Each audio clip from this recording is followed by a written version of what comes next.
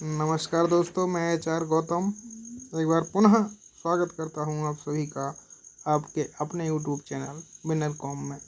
मित्रों, आज मैं एक नए टॉपिक के साथ आपके सामने उपस्थित हुआ हूं। आज मैं ज्योग्राफी के कुछ महत्वपूर्ण प्रश्नों को लेकर के आपके सामने उपस्थित हुआ हूं और यह प्रश्न विभिन्न परीक्षाओं के लिए बहुत ही लाभप्रद होने वाले हैं। इसके साथ ही जो छात्र छात्राएं बीए में ज्योग्राफी अर्थात भूगोल का पेपर देने की तैयारी कर रहे हैं, उनके लिए यह प्रश्न बहुत ही लाभप्रद होने वाले हैं। तो आइए प्रारंभ करते हैं आज का पहला प्रश्न। पहला प्रश्न है, भारत की आकृति लगभग है। तो भारत की आकृति कैसी है? अष्टकोणीय है, षष्ठकोणीय है या चतुष्कोणीय है या उपर्युक्त में से कोई नहीं। तो मित्रों, इसका सही जवाब है सी, चतुष्कोणीय है।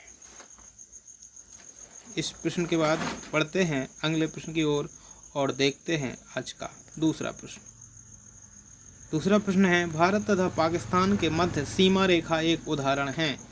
तो इसका सही जवाब है अध्यारोपित सीमा। इसका ए विकल्प सही होगा। दोस्तों, ये प्रश्न आपके लिए बहुत ही लाभप्रद होंगे, महत्वपूर्ण हैं। ज्योग्राफी में यह प्रश्न आपके लिए निश्चित रूप से रामबाण साबित होंगे। इस प्रश्न के बाद बढ़ते हैं अगले प्रश्न की ओर। आज का तीसरा प्रश्न, निम्नलिखित राज्यों में से कौन सा राज्य बांग्लादेश से सीमा नहीं बनाता? तो इसका सही जवाब है नागालैंड वह राज्य है जो बांग्लादेश से अपनी सीमा साझा नहीं करता। इस प्रश्न के बाद बढ़ते हैं अगले प्रश्न की ओर और देखते हैं आज का अगला प्रश्न। प्रश्न नंबर 4, कितने भारतीय प्रदेशों से होकर कर्क रेखा गुजरती है? तो ये आप सब जानते ही होंगे, 8 राज्य हैं जहां से कर्क रेखा गुजरती है। नेक्स्ट प्रश्न बहुत ही महत्वपूर्ण प्रश्न है और यह प्रश्न है, भारत के किस प्रदेश की सीमाएं 3 देशों के अनुसार 3 देशों के साथ यहाँ पर एक थोड़ा सा मिस्टेक हो गया है, 3 देशों के साथ, जिसमें नेपाल, भूटान, चीन से मिलती है। तो भारत के किस प्रदेश की सीमाएं 3 देशों क्रमशः नेपाल, भूटान एवं चीन से मिलती हैं? तो इसका सही जवाब है सिक्किम। नेक्स्ट प्रश्न, राष्ट्रीय राजधानी क्षेत्र में सम्मिलित नहीं है। जो हमारा राष्ट्रीय राजधानी क्षेत्र है उसमें किस राज्य का भाग नहीं आता है? तो वो है पंजाब का। हरियाणा का आता है, राजस्थान का आता है और उत्तर प्रदेश का आता है। पंजाब का इसमें कोई भी भाग नहीं आता है, इसलिए इसका सही जवाब होगा बी विकल्प। इस प्रश्न के बाद बढ़ते हैं अगले प्रश्न की ओर और देखते हैं अगला प्रश्न। कौन सा राज्य उत्तर पूर्वी राज्यों की 7 बहनों का भाग नहीं है? तो सही जवाब है पश्चिमी बंगाल। जो 7 राज्य हैं, जो पूर्वोत्तर भारत के 7 राज्य हैं, उसमें कौन शामिल नहीं है? तो वह पश्चिम बंगाल है जो उनमें शामिल नहीं है। तो बी विकल्प इसका सही जवाब होगा। इस प्रश्न के बाद बढ़ते हैं अगले प्रश्न की ओर और देखते हैं अगला प्रश्न। निम्नलिखित में से कौन सी चट्टान प्रणाली भारत में नवीनतम है? तो इसका सही जवाब है डी विकल्प, गोंडवाना। नेक्स्ट प्रश्न, भारतीय उपमहाद्वीपीय मूलतः एक विशाल भूखंड का भाग था जिसे कहते थे। तो इसका सही जवाब है गोंडवाना लैंड। इस प्रश्न के बाद देखते हैं अगला प्रश्न और ये प्रश्न है महत्वपूर्ण प्रश्न है, बहुत ही वेरी वेरी इंपॉर्टेंट से कह सकते हैं। तो प्रश्न है, निम्नलिखित दर्रों में से किससे होकर लेह जाने का रास्ता है? जोजिला, शिवकिला, चुंबी घाटी, बनिहाल। सही जवाब है ए विकल्प, जोजिला। इस प्रश्न के बाद बढ़ते हैं अगले प्रश्न की ओर और देखते हैं आज का प्रश्न नंबर 11। प्रश्न नंबर 11 है, गुरु शिखर पर्वत चोटी कौन से राज्य में अवस्थित है? तो सही जवाब है दोस्तों राजस्थान। इस प्रश्न के बाद बढ़ते हैं अगले प्रश्न की ओर और देखते हैं आज का प्रश्न नंबर 12। पाट अंचल अवस्थित है? सही जवाब झारखंड। इस प्रश्न के बाद बढ़ते हैं अगले प्रश्न की ओर और देखते हैं आज का अगला प्रश्न। बहुत ही महत्वपूर्ण प्रश्न है, वेरी वेरी इंपॉर्टेंट। कीट भक्षी पौधे किस मृदा में उगते हैं? कीट भक्षी पौधे जिस मृदा में उगते हैं उसमें कमी रहती है। सही जवाब है नाइट्रोजन।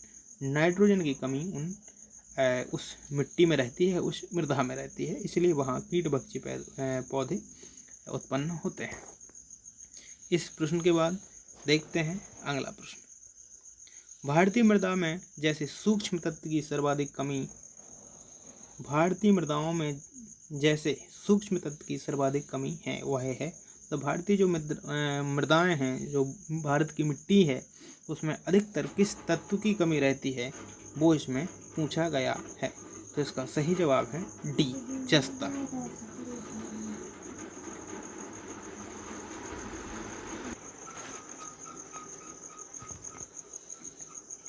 इसके बाद अगला प्रश्न। भारत में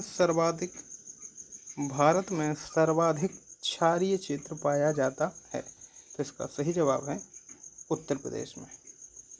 इस प्रश्न के बाद बढ़ते हैं अगले प्रश्न की ओर और देखते हैं आज का प्रश्न नंबर अगला।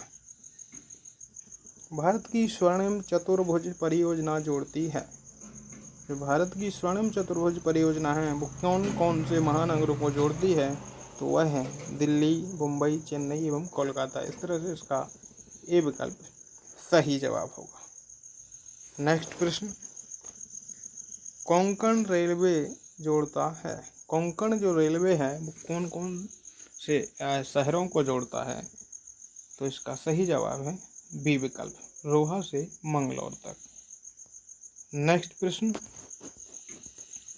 कांडला बंदरगाह स्थित है। बहुत ही महत्वपूर्ण प्रश्न है ये, इसको थोड़ा ध्यान से देख लेना। कांडला बंदरगाह स्थित है, जिसका सही जवाब है कच्छ की खाड़ी में। और इस तरह से हम पहुँचे हैं आज के अंतिम प्रश्न की ओर। और जो आज का अंतिम प्रश्न है बहुत ही महत्वपूर्ण है। ये प्रश्न निश्चित रूप से परीक्षाओं में कई बार पूछा जा चुका है। सही मिलान वाला प्रश्न है। थारू, भील, गद्दी, मुंडा ये जनजातियों के नाम हैं और एक साइड राज्यों के नाम दिए गए हैं। तो इसको हमें मिलाना है। तो सही जवाब इसमें आपको मिलाना है तो थारू जनजाति है, ये उत्तर प्रदेश से है। भील राजस्थान की जनजाति है। गद्दी ये हिमाचल प्रदेश की है और मुंडा झारखंड की है। इस तरह से डी विकल्प इसका सही जवाब होगा। तो मित्रों, ये 20 प्रश्न आपके लिए बहुत ही लाभप्रद होंगे ऐसी हमें उम्मीद है। और आप लोगों से बस यही निवेदन है कि आप हमारे इस चैनल को अधिक से अधिक सब्सक्राइब करें, लाइक करें। हाँ, अगर पसंद नहीं आए तो डिसलाइक कर सकते हैं। अगर पसंद आए तो मैक्सिमम देखिए और अपने दोस्तों में अधिक से अधिक शेयर कीजिए। और ऐसे ही अनेक वीडियो के लिए, ऐसे ही अनेक प्रश्नों के लिए जुड़े रहिए हमारे इस चैनल विनरकॉम से। मिलते हैं अगले वीडियो में, तब तक के लिए नमस्कार। लेकिन शर्त यही है कि आप अगर पसंद आए तो अधिक से अधिक सब्सक्राइब व लाइक ठोक दीजिए। धन्यवाद।